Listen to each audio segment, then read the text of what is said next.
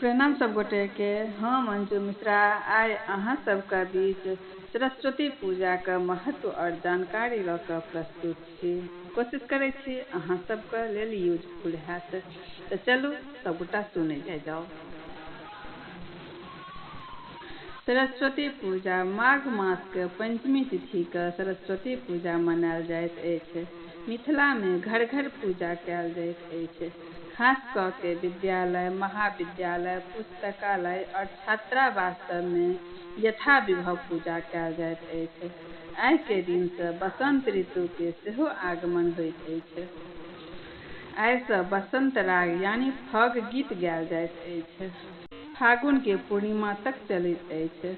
आइ के दिन देवी देवता के अबीर सेहो चढ़ायल जाइत अछि। तखन मित्र मंडली में अबीर लगायल जाइत अछि। मिथिला में गृहस्थ लोकनि हर के पूजा क के ठाढ़ करैत छथि।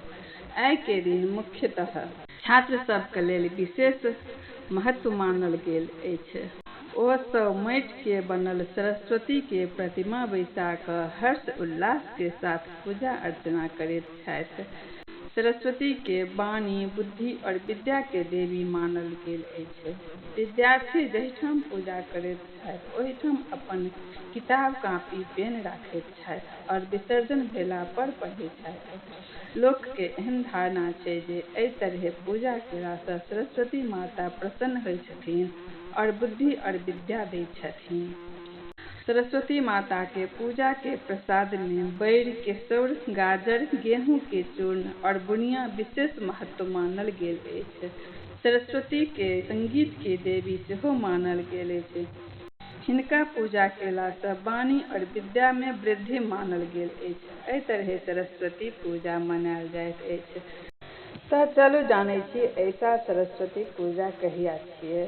एहि साल सरस्वती पूजा 14 फरवरी बुधवार के मनायल जायत। तऽ चलू हम अपन जानकारी अहाँ सबसे शेयर केलहुँ। फेर मिलै छी अगला नया वीडियो में। ताबत तक जय मिथिला, जय मैथिली।